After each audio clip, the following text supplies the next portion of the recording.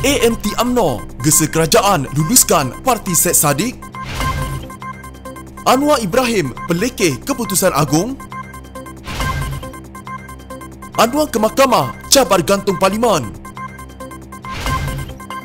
Hadi dakwa kaum Melayu dirasuk syaitan.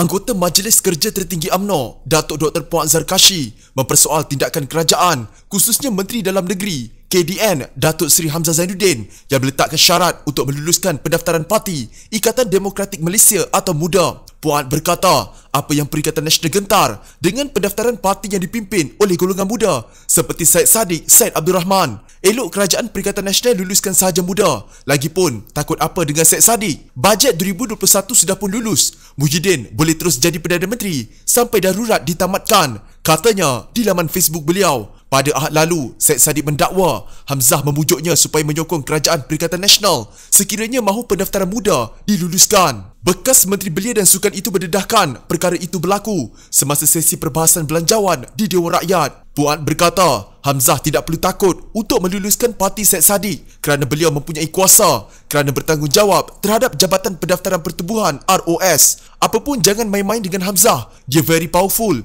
Dia menteri yang jaga PDRM, ROS dan Immigration. Dulu Hamzah melutut dengan Tun. Sekarang Tun melutut dengan Hamzah untuk daftar pejuang, katanya lagi. Dalam pada itu Puan berkata, beliau tidak percaya tindakan Hamzah semata-mata untuk melihat Perdana Menteri Tan Sri Muhyiddin Yassin kekal berkuasa. Dalam afidavitnya di mahkamah, Syed Saddiq mendakwa Hamzah Zainuddin letak syarat mesti sokong Muhyiddin jika mahu pendaftaran parti muda diluluskan. Syed Saddiq buat tuduhan serius. Apakah itu cara Muhyiddin mengekalkan kuasa? Semoga UMNO tidak tunduk kepada sebarang tekanan. Mungkin ada individu yang takut menerima tekanan seperti itu, takut didakwa, takut hilang jawatan, kata Puan lagi. Pada awal bulan ini, Syed Saddiq bersama 12 penaja muda memfailkan permohonan untuk mencabar keputusan ROS yang menolak pendaftaran parti itu. Mereka juga mahu memaksa ROS mendaftarkan muda sebagai parti politik dalam masa 7 hari dari tarikh perintah mahkamah.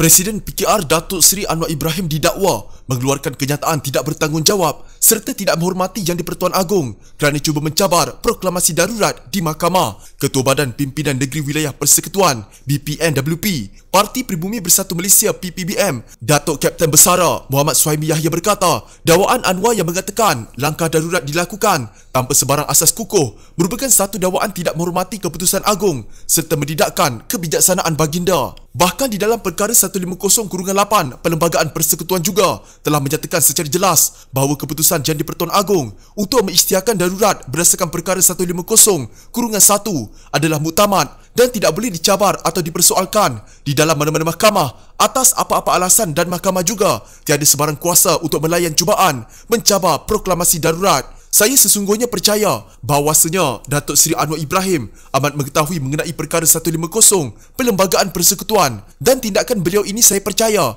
sengaja dilakukan oleh beliau untuk mengajak dan menghasut rakyat Malaysia menentang tindakan Yang di-Pertuan Agong dalam mengisytiharkan proklamasi darurat, katanya menerusi kenyataan. Tambah beliau, sebagai seorang rakyat Malaysia yang menjunjung Perlembagaan Persekutuan, tindakan Ahli Parlimen Pok Dixon itu secara jelas memperlihatkan pendirian beliau yang tidak menghormati undang-undang tertinggi negara demi kepentingan politiknya yang tidak berkesudahan. Malah katanya, tindakan Anwar itu juga telah dilihat sebagai memperlekeh keputusan yang dilakukan oleh Yang di-Pertuan Agong dalam usaha untuk mengawal COVID-19 menerusi proklamasi darurat. Saya sesungguhnya percaya tindakan Datuk Seri Anwar ini boleh mencetuskan huru-hara di dalam negara dengan sentimen yang dibawanya dan boleh ditakrif sebagai cubaan menghasut rakyat, bukan sahaja membenci kerajaan, malahan menentang Agong. Dan saya juga amat percaya jika sekiranya tindakan segera tidak diambil, bimbang akan berlaku gerakan yang tidak disangka-sangka yang boleh menggugat keselamatan dan keharmonian negara, ujarnya.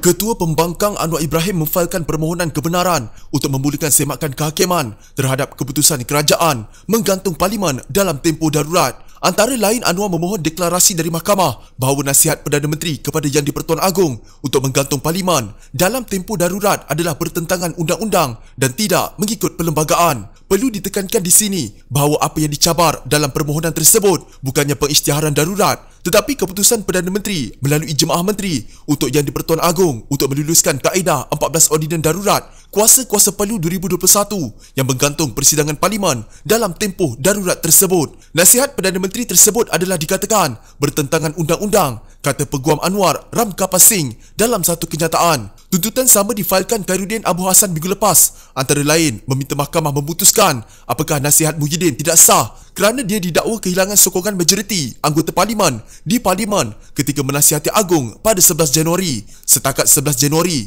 sekurang-kurangnya 2 ahli Parlimen UMNO, Ahmad Jazlan Yaakob Macang dan Tengku Razali Hamzah Gua Musang, menarik sokongan mereka terhadap Muhyiddin. Pada masa itu, bilangan sokongan Muhyiddin adalah seramai 110 berbanding 220 ahli Parlimen kerana terdapat 2 kerusi kosong di Dewan Rakyat daripada keseluruhan 222 kerusi. Setakat ini hanya ada satu ordinan diwartakan oleh Kerajaan Pusat, Ordinan Darurat Kuasa-Kuasa Palu 2021 sejak pengisytiharan darurat.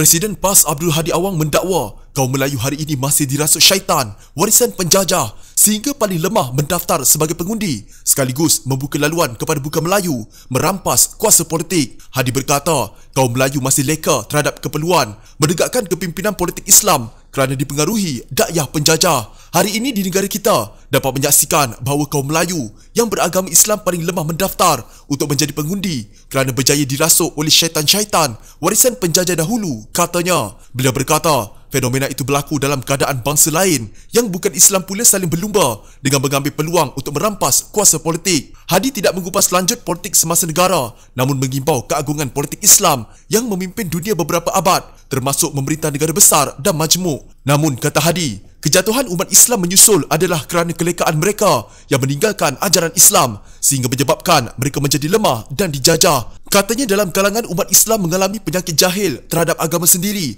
akibat dipengaruhi dakyah penjajah sehingga menyalah faham ajaran agama sendiri. Mereka hilang jati diri keislaman walaupun masih cinta dan yakin kepada Islam, kata beliau. Hadi berkata, Barat sentiasa cuba mengekang usaha ulama menegakkan kembali khilafah atau politik. Mereka penjajah meletakkan Islam dalam bakul bersama jenama lain dan beranggapan bahawa politik itu semuanya kotor. Tindakan ini penting bagi menyenangkan mereka untuk berpolitik tanpa tentangan daripada umat Islam, katanya. Pada hari ini, Hadi berkata, pengaruh bisikan syaitan masih membelenggu umat Islam, khususnya generasi muda yang sepatutnya mewarisi perjuangan menegakkan Islam. Kita menyaksikan kebencian terhadap politik berlaku kerana terpengaruh dengan syaitan berwajahkan manusia, termasuk umat Islam sendiri yang digerakkan oleh dalang-dalang mereka. Jika anda mempunyai gejala seperti demam, batuk dan sesak nafas, jangan berlengah untuk terus ke klinik atau hospital bagi menjalani ujian saringan. Bersama kita tangani wabak COVID-19.